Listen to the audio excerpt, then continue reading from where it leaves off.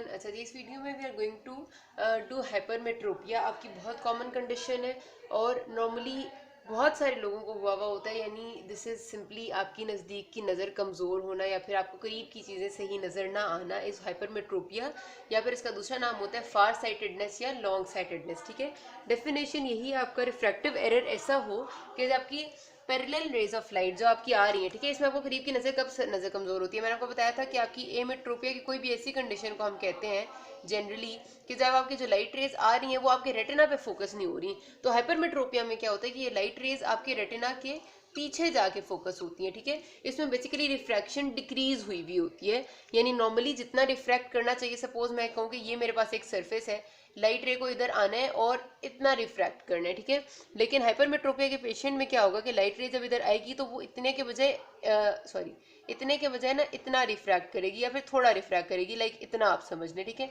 Like minor सा, ये ज्यादा करी यहाँ कम करिए। जब कम रिफ्रैक्ट करेगी तो जाहिर सी बात है एक चीज जो यहाँ पर आके सपोज इधर आके स्टॉप हो रही थी, अब वो यहाँ के बजाय थोड़ा सा मतलब अपना पूरा पाथवे जब कवर करेगी तो इधर आके स्टॉप होगी बिकॉज वो सीधी आ रही है। तो पहली जो चीज यहाँ फोकस हो रही थी अब वो आई बॉल के पीछे जाके फोकस होगी। So this is called hypermetropia, the parallel raise of light which enter the I R focused behind retina. ठीक है जी, तो और इसमें आपने लाजमी तौर पे एक बात लिखनी होती है डेफिनेशन में कि are focus behind retina when accommodation is at rest. Accommodation को उस वक्त रेस्ट पे होना है, या फिर आप समझे कि साइक्लोप्लीजिया हुआ होगा उस वक्त हमने लेंस को अपनी नॉर्मल एक फिजियोलॉजिकल पोजीशन में होना चाहिए। ये नहीं है कि लेंस फैटी है या लेंस थिन है तब ऐसा कुछ हो रहा है। एकोमोडेशन को रेस्ट पे रखना आपके डेफिनेशन का पार्ट है जो अक्सर लोग भूल जाते हैं और फिर काफ़ी लाइक एग्जामिनर्स को इस बात से बहुत चिढ़ होती है बिकॉज ये इंपॉर्टेंट चीज़ है। ठीक है, कॉजेज क्या क्या हो सकते हैं मैंने आपको भी पिछली वीडियो में जिसमें मैंने आपको जनरल आइडिया दी उसमें मैंने आपको सारी डिटेल बताई है, वही बातें आपने अपने जहन में रखनी है तो मैं आपको कॉजेज आपको समझ आ जाएंगे। ठीक है, सबसे पहला कॉज क्या होगा आपकी, मैंने आपको बताया था कि दो चीज़ों से मसला हो रहा है ना, कि या तो रिफ्रैक्शन से मसला और ये axial length of eyeball से। Axial length of eyeball normal नहीं है, नॉर्मल से शॉर्ट होगी। ठीक है, अगर ये normal axial length of eye ball है, सपोज इस पर चीज़ यहाँ पर आके फोकस होती थी, अब क्या हुआ है कि लेंथ ऑफ आई बॉल जो है वो हो गई है इतनी। ठीक है, सपोज कहते हैं शॉर्ट होगी किसी भी वजह से, शॉर्ट हो जाएगी तो अब वही लाइट रेज फोकस होंगी यहाँ पे बिहाइंड रेटिना। ठीक है, तो पहला चीज होती है जिसे हम कहते हैं एक्सियल हाइपरमेट्रोपिया जिसमें लेंथ इन्वॉल्व होती है। दूसरी चीज मैंने आपको बताया था कि हमारे पास दूसरा मसला ये होता है कि आपका कर्वेचर जो है, ठीक है, कर्वेचर ऑफ द कॉर्निया या कर्वेचर ऑफ लेंस, इनमें कोई मसला आ जाए बिकॉज जितना कर्व्ड होगा उतना ज्यादा रिफ्रैक्ट करेगा। अब सपोज कहते हैं हमारा जो कॉर्निया का कर्वेचर है वो नॉर्मल नहीं है, वो इतना होने के बजाय अब इतना सारा हो गया। ठीक है, फ्लैट हो गया। जब फ्लैट हो गया तो लाइट रेज पहले जो इतनी कर्व हो रही थी इसमें आके अब वो इतनी सी होके ही चली जाएंगी, तो इस वजह से जो फोकस होंगी वो पीछे की तरफ होंगी। देख लें अब इन दोनों में जो मसला हो रहा है वो एक ही कर्वेचर लेस हुआ है, यानी रिफ्रैक्शन लेस हुई हुई है, रिफ्रैक्शन पूरी नहीं हो रही। तो हमें जब भी हम ट्रीटमेंट करेंगे तो इस बात को अपने जहन में रखना है कि हमको ऐसी चीज देंगे जो रिफ्रैक्शन को इंक्रीज करे। ठीक हो गया। अच्छा, तो ये जो दूसरे टाइप होती है इसे हम कहते हैं कर्वेचर हाइपरमेट्रोपिया, जिसमें कर्वेचर में मसला आता है। फिर तीसरी टाइप होती है हमारे पास जिसमें रिफ्रैक्टिव इंडेक्स में मसला आता है। मैंने आपको बताया कि रिफ्रैक्टिव इंडेक्स जो है वो सब्सटेंस की वजह से होता है, यानी कॉर्निया का जो सब्सटेंस है वो उसका स्ट्रोमा है और लेंस का जो सब्सटेंस है वो लेंस का कॉर्टेक्स है। इन दोनों में अगर कोई मसला आएगा, सब्सटेंस प्रॉब्लम आएगी तो रिफ्रैक्टिव इंडेक्स डिक्रीज हो जाएगा, जितना नॉर्मल है उतना नहीं रहेगा। तो लाइट रेज जाहिर है अगर इतनी रिफ्रैक्ट हो रही तो वो अब इतनी रिफ्रैक्ट होंगी तो वो रेटिना के पीछे जाके फोकस होंगी। तो तीसरा जो होता है उसे कहते हैं इंडेक्स हाइपरमेट्रोपिया। फिर चौथी चीज होती है हमारे पास कि अगर लेंस अपनी नॉर्मल पोजीशन में ही नहीं है, ठीक है, अगर वो डिसलोकेट हुआ है थोड़ा सा नीचे आ गया, ठीक है, सपोज इधर, अब जो लाइट रेज इधर से आ रही है वो तो सीधी चली जाएंगी, उन्हें रिफ्रैक्ट ही नहीं होना क्योंकि लेंस मिला ही नहीं, और जो इधर से आ रही है वो रिफ्रैक्ट होंगी। तो जाहिर है फिर वो जब फोकस होंगी तो रेटिना के पीछे जाके फोकस होंगी। तो this is called as dislocation या पोजिशनल हाइपरमेट्रोपिया। और आखिरी चीज जो हमने एक पढ़ी थी, मैंने आपको एक डिजीज बताई थी विच इज नॉन एज एफेकिया। एफेकिया का मतलब होता है एब्सेंस ऑफ क्रिस्टलाइन लेंस, या तो फिर उसकी या तो एब्सेंस हो कम्प्लीटली या फिर वो अपनी पोजीशन पे ना हो। ठीक है, अपनी पोजीशन पे ना होने में वो डिसलोकेशन कम्प्लीटली भी हो सकती है into the vitreous, into the aqueous, या फिर सबलक्सेशन भी हो सकती है। ये सारी बातें मैं आपको एफेकिया में बता चुकी हूँ। इन एनी केस लेंस जो है वो अपनी पोजीशन पे नहीं है जिसकी वजह से वो फोकस जो है वो नहीं हो सकता light rays, because refractive index of lens हमें मिल ही नहीं रहा बिकॉज लेंस अपनी पोजीशन में ही नहीं है। तो ये सारी की सारी कॉजेज है हाइपरमेट्रोपिया की, और सब में अगर आपने देखा तो कम्प्लीटली ये सब में मसला एक ही आ रहा है कि रिफ्रैक्शन जो है ना वो डिक्रीज होगी है। ठीक है, चाहे एक्सियल लेंथ ऑफ आईबॉल जो छोटी हुई थी उसके अलावा बाकी सब में रिफ्रैक्शन डिक्रीज हो रही है जिसकी वजह से आपकी जो लाइट रेज है वो बिहाइंड द रेटिना फोकस हो रही है। अब इसमें ना हमारे पास दो तरह का हाइपरमेट्रोपिया होता है। जो टोटल हाइपरमेट्रोपिया होता है ना, यानी टोटल आपके नजदीकी नजर कमजोर होना, it is a combination of two things, याद रखना है आपने, ठीक है। दिस इज वेरी इंपॉर्टेंट जो आपका एक कॉन्सेप्ट है। एक होता है आपका लेटेंट और दूसरा होता है आपका मैनिफेस्ट, ठीक है। अगर आप अपनी एकोमोडेशन को करें रेस्ट पे, ठीक है, यानी आप कंप्लीटली पेशेंट को साइक्लोप्लीजिया दें, ठीक है, उसमें आपकी कोई भी किस्म का आपका लेंस जो है वो वर्क नहीं करेगा, अपनी नॉर्मल टोन में होगा, ठीक है।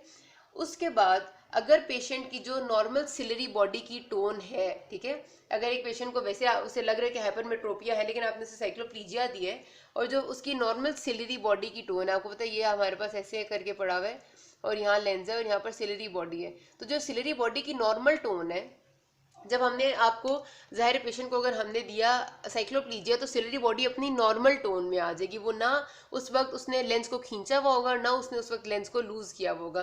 तो normal tone of ciliary body में पेशेंट को हाइपरमेट्रोपिया ना हो, ठीक है, उसका हाइपरमेट्रोपिया ठीक हो जाए, यानी उस वक्त वो बिल्कुल साफ उसे नजर आ रहा हो, तो उसको उतने से डिफेक्ट को हम कहते हैं लेटेंट हाइपरमेट्रोपिया, और ये वन डायोप्टर होता है। ये क्या मसला होता है इसमें कि जब सिलरी बॉडी अपने एक्शन में होती है ना, तो कभी कभार वो लेंस को जरूरत से ज्यादा या तो उसने खींचा हुआ होता है और लेंस ज्यादा थिन हो चुका होता है, या फिर उसने लेंस को, जाहिर है यहाँ पर मसला ये होगा कि उसने लेंस को ज्यादा थिन किया हुआ है, ठीक है।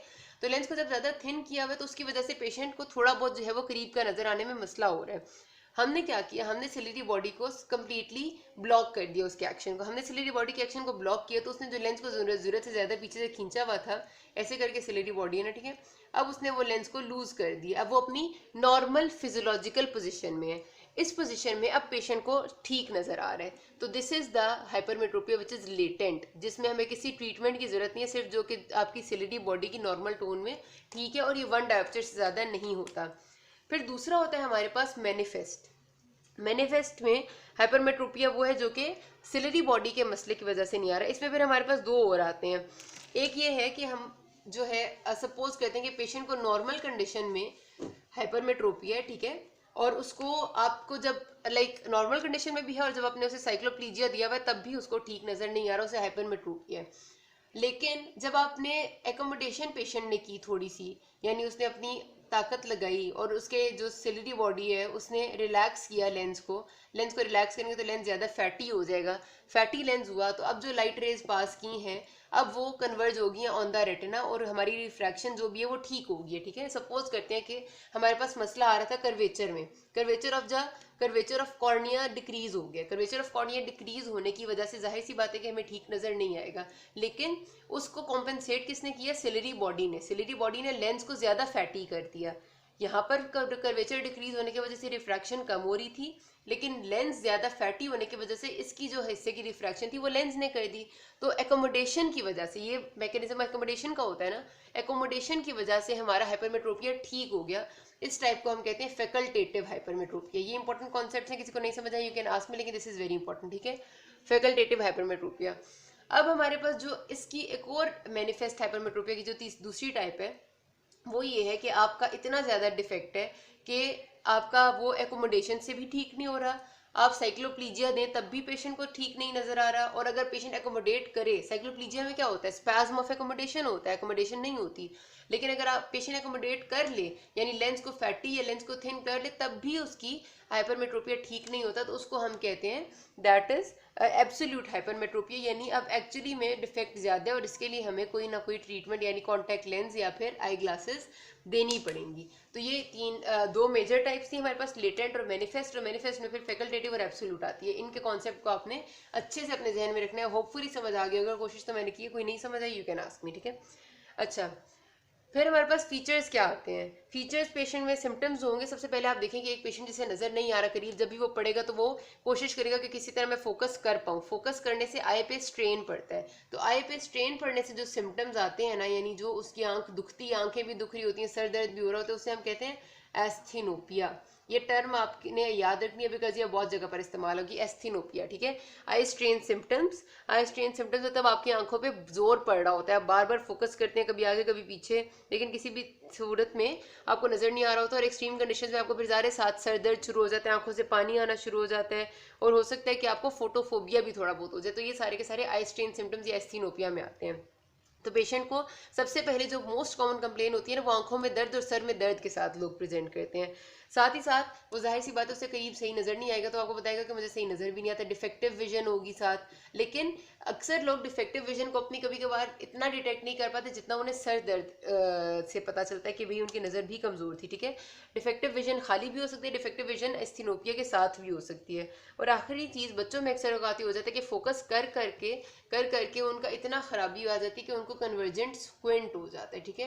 कन्वर्जेंट स्क्विंट का मतलब यह है कि उनकी जो एक आई बॉल है वो सेंटर की तरफ आपकी मूव कर जाती है टुवर्ड्स योर नेजल एरिया, आपको ज्यादा उस नेजल एरिया की तरफ नजर आती है। ये इससे होता है कि बिकॉज वो अगेन एंड अगेन जब फोकस करने की कोशिश करते हैं ना, तो इसमें स्क्विंट डेवलप होते हैं। कन्वर्जेंट स्क्विंट की बहुत डिटेल्स हमने अलग से पूरी पढ़नी है, पूरा टॉपिक पढ़ना, फिर आपको समझ आ जाएगी, ठीक है।